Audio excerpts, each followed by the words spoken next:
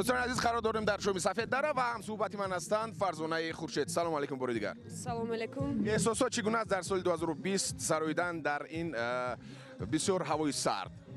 باور کنید در این هوای سرد از حسابی که مخلصان ما زیاد هم دل گرم دارن. بله. میبیند که شما چه خیل پیراهن داریم ما چه خیل داریم هم خیل نیست.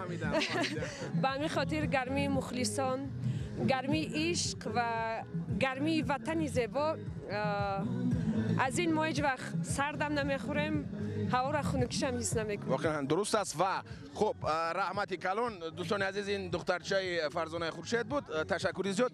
در سال 2020 مخلصان چی رو انتظارند از فرزانه خورشید؟ اگر نظم شد که من شما را میقبیدم ایلش به خاطر که بایجا معلوم است که کبوکای من در درون برف میدروید. بار دیگه تکرار میکنم دوستان عزیز، در سال 2020 چی رو انتظارند مخلصان فرزانه خورشید از شما؟ در سال 2020 زیاد چیزها رو همیشه همه کاری فرزانه خورشید. تشکر زکیه جان.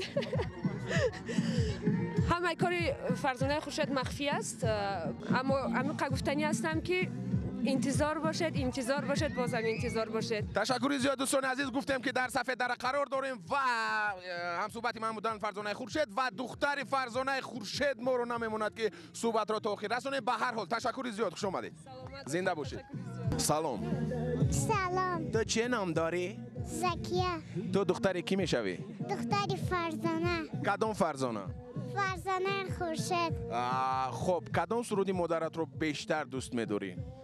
پیشوای میلاد. اوه آفرین خنزن. خب باز چی گفتنی برای مادرت؟ سال نو اومد، شاد و خزرخان، تبریک سازن آمن و رفیقران. آفرین دوستان عزیز، صحبتی من بودند زکیه، ستاره خردترین برنامه سالی نوی شب سفیددره. با ما باشید. همه کسا سال نو مبارک. سال نو مبارک. یک بار دیگر، یک دو سه. سال نو مبارک.